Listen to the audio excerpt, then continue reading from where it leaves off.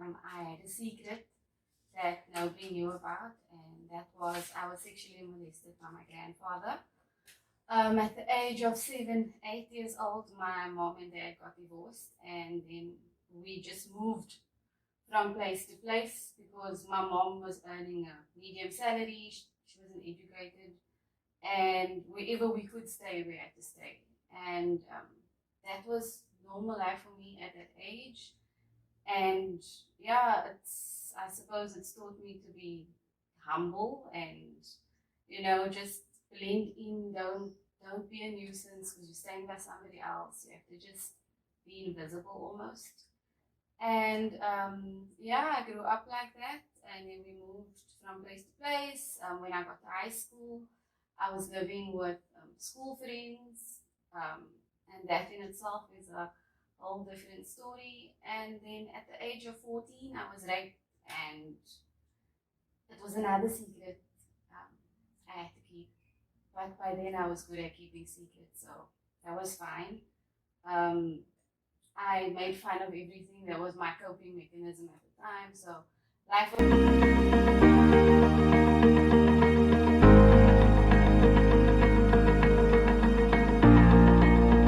Here we go. Hey everyone, welcome to Inspired Minds. My goal of the show is to introduce you guys to the people and ideas that help execute in your dreams and goals. Today's guest is Mary Gunnel. Mary, Hello, how are you? I'm good, thanks. And you? Awesome. So, your husband, Samuel Gunnel, he was the first guest on the show. And your story, I'm extremely fascinated with, not only because of your story, but because you're the first female on my show. And I'm grateful for that. Thank you. I am so honored to be here. I think what you are doing is amazing. Yeah, I'm really privileged to be able to tell my story, so thank you. Yeah, thank you. So, before we start, tell us about who you are and what it is that you're doing at the moment. Okay, so you already know I'm Samuel Gunnel's wife. I'm a stepmom, and I'm also a director of White Flag Coaching, which is my and my husband's company. Yeah, that's who I am. Thank you. So, I'm a huge advocate of stories and how people grow and learn new things. Yeah. And your story, your story is beautiful. I'm proud of what you've done and where you come from and how you've conquered everything in your past. So share with everyone your story. Where did it all start for you as a person? Sure. It started a long time ago. So I grew up in a typical home, so it seems. As a young girl, I had a secret that nobody knew about, and that was I was sexually molested by my grandfather. At the age of 7, 8 years old, my mom and dad got divorced, and then we just moved from place to place because my mom was earning a medium salary. She wasn't educated, and wherever we could stay, we had to stay. And that was normal life for me at that age. And yeah, I suppose it's taught me to be humble and just blend in. Don't be a nuisance because you're staying by somebody else. You have to just be invisible almost.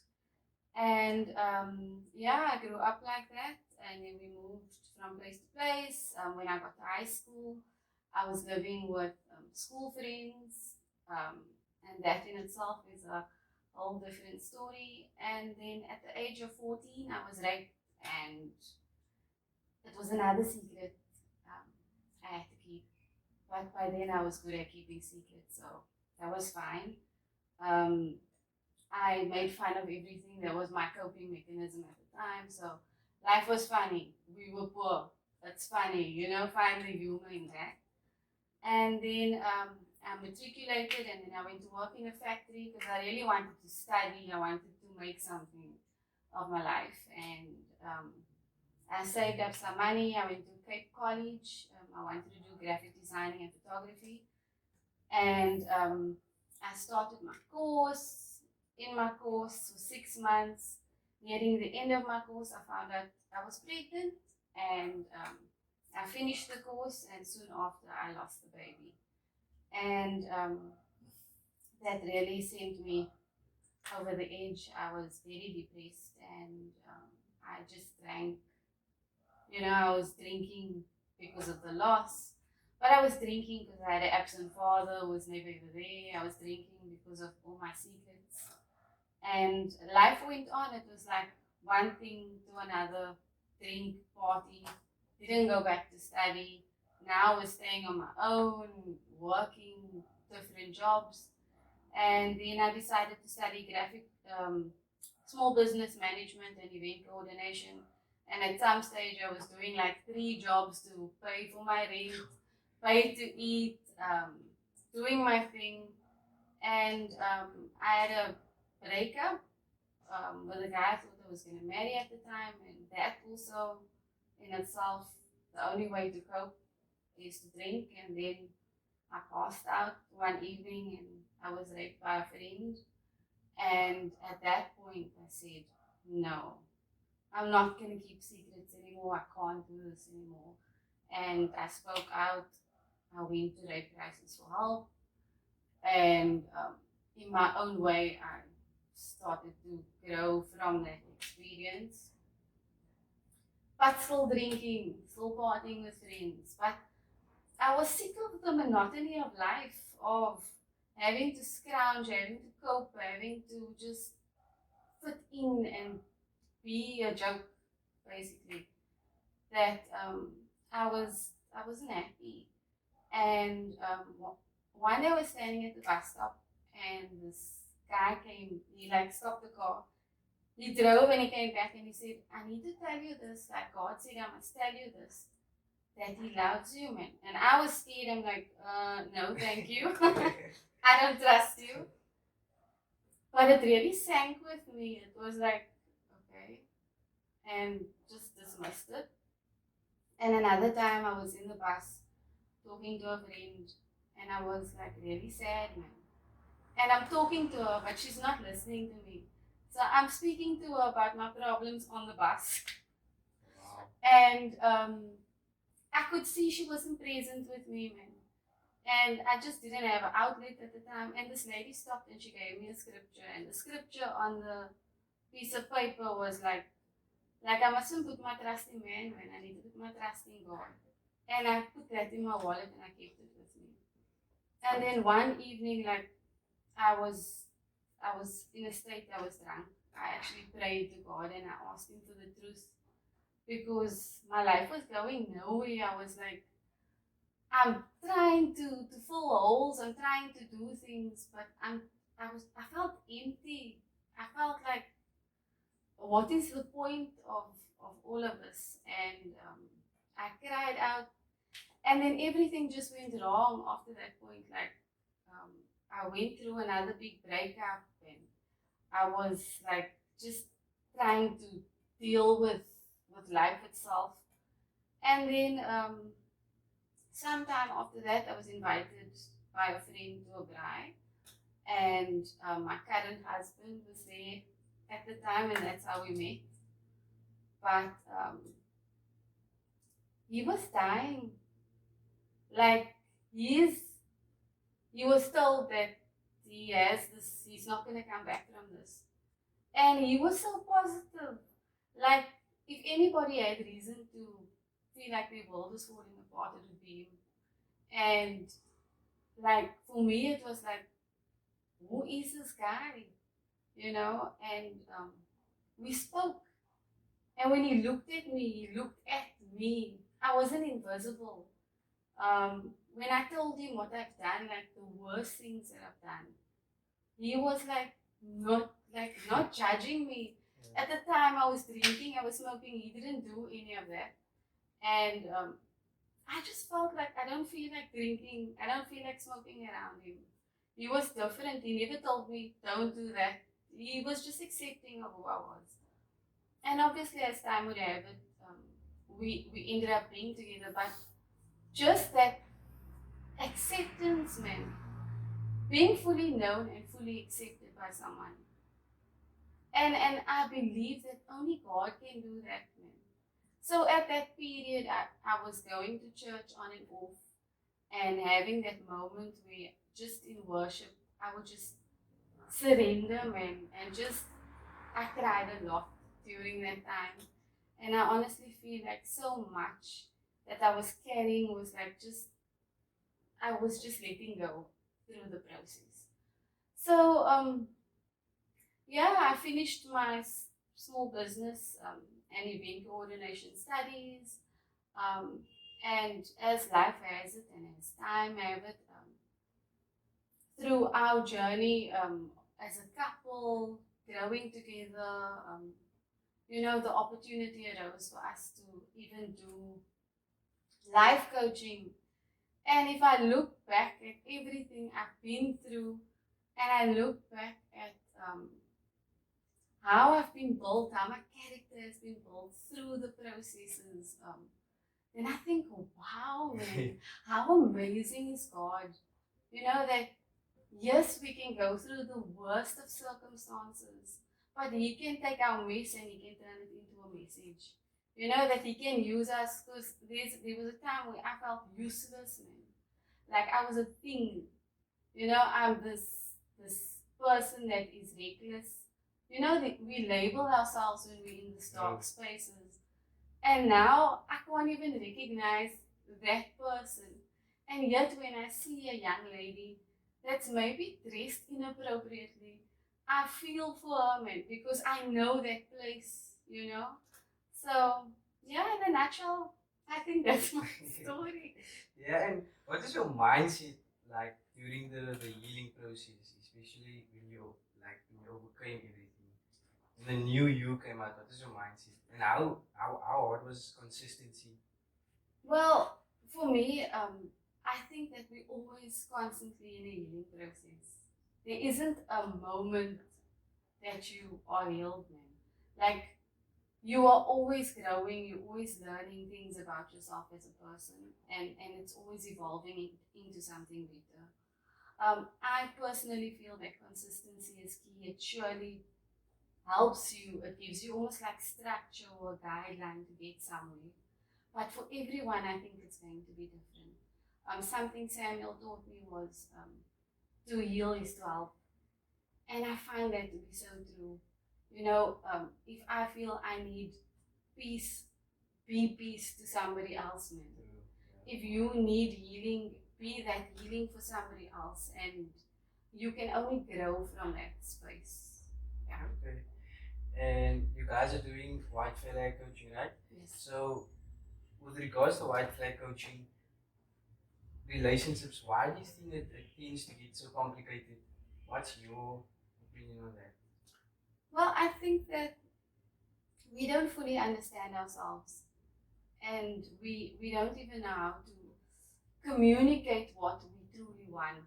We have to put up these facades, we have to fit into a mold that someone else has created for us.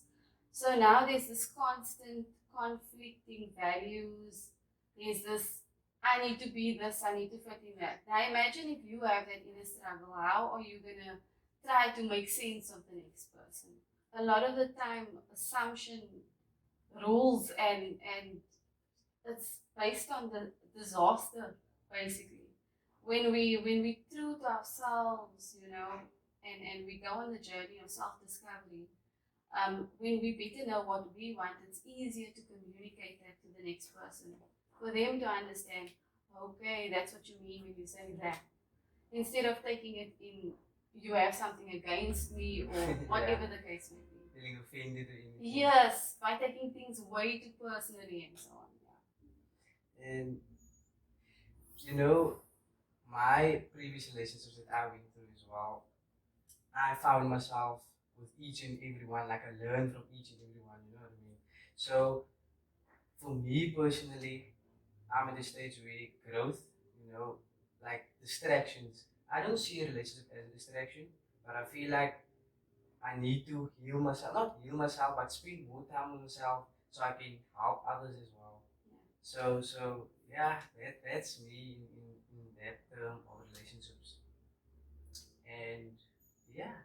I I also feel that when you are at when you are resonating at a place, right? You will draw to you somebody that is on the same pathway, same journey as you. Attraction, yeah. Yes. So it is something that will happen. It will be a natural, organic process. Where sometimes as people we try to force things, man. Yeah. Like I've done this thing, I've done that. Okay, now I'm ready for a relationship. Do you meet all the requirements? You come here now. It's forced. It's not real. Yeah. But you will meet somebody that gets you, man, and That you understand you. And I don't know. It's just you will know. It's like a knowing that you will have within yourself. That okay, and not to say that everything is gonna be easy, but it's also gonna be great, and that's the part of relationships. That's the part of growth. In marriage, I've learned so much about myself as a person, and I think that's especially what you need to work on and yes, certain and things. how fantastic things can also be. And I'm like, wow. I'm like so amazed. Like people always paint marriage to be out like it's this hard thing you have to endure. Yeah. I don't find that we will be married 9 years this year, and it doesn't feel like that. It's never ever felt like that to me. So it's perspective, what you choose to see, what you choose to focus on, because what you focus on grows. So wow. Yeah. And for anyone going out there, something, darkness or any bad things that you went through, what advice would you give to them? I would say, Where do they start? well, be kind to yourself. Forgive yourself. With me, I blamed myself for everything that happened to me when I was in that space. You tend to want to isolate yourself. Be kind, forgive yourself, ask for help, speak out. There are so many places where you can go and get help. So it's not to isolate yourself, to stay in the dark place, man. And the process of healing is different, but as I said before, to heal is to help. Go out there, get involved in things, do things that are gonna uplift you, that's going to encourage you. And there's people out there that need you, that need your story. Speak about it, because the more you speak about it, the more you heal. Speaking actually helps you heal. It really does help you heal. So yes. Yeah. So Mary, what do you think about what's happening in the country at the moment? And yeah, what's your Like with the coronavirus, I feel that there's a lot of negative input, like it's fear based.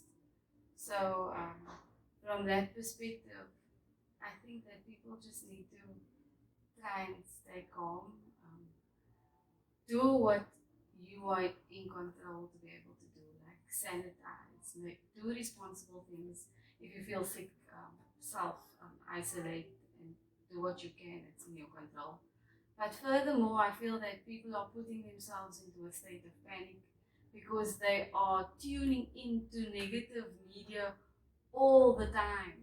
Like I get message after message after message of somebody telling me how many people has died. And not to be numb and insensitive, but to some point, in order to stay sane, you have to do the responsible thing. Be a part of the positivity, encourage people, smile at somebody, tune into things that is going to make you feel good so that you can do the responsible thing. We have a life coaching company. We deal with anxiety, so there are options out there. You don't have to go through it alone. You can find out what your options are and educate yourself, empower yourself, and so on. In terms of abuse that I've been through, now more than ever, because of everything our country has experienced now with violence against women and so forth, I think that people are becoming aware, and more than ever, they're learning to speak out, they're learning to reach out and share their stories. So, yes, we in the right place at the right time. And just yesterday, two of my friends asked me this question: what do you think about coronavirus? And then I told them, what do you mean? Like, and they asked me, is it good or bad? And I was thinking for a moment, and I said, okay, yes, on the one hand, it is bad, but on the other hand, it's very good because it's waking our minds up, you know, and realizing what's actually happening. Yeah. So yeah, that's.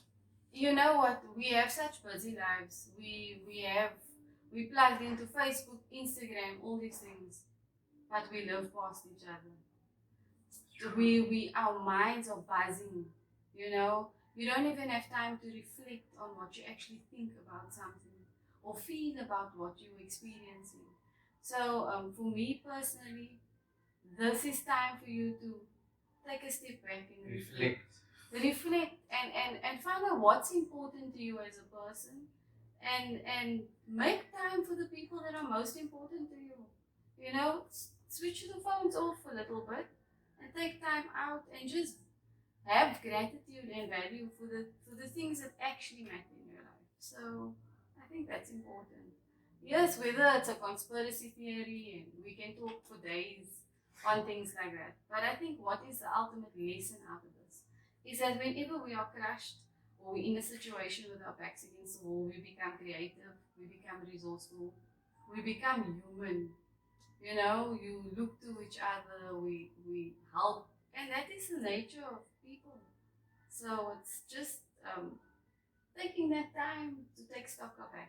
So what I'd like to say is to anybody that's gone through any form of abuse, male or female, we tend to carry shame that is not ours. Take off the shame. You know, you have a shameful act that happens to you. That's not your shame. So you feel devalued, worthless, and you take on a false identity. Who does God say you are? You know, it doesn't define who you are. Whatever has happened to you doesn't define you. It's not. It's not you. So take off the shame. Walk in who God says you are. Well, so thank you guys. I really appreciate you guys for taking the time to watch my episodes. And for anyone that's going through something that Mary went through, know that there is light, there is hope. You just need to speak, and you never know. Thanks so much, Mary. Thank you very much for Appreciate having today. me.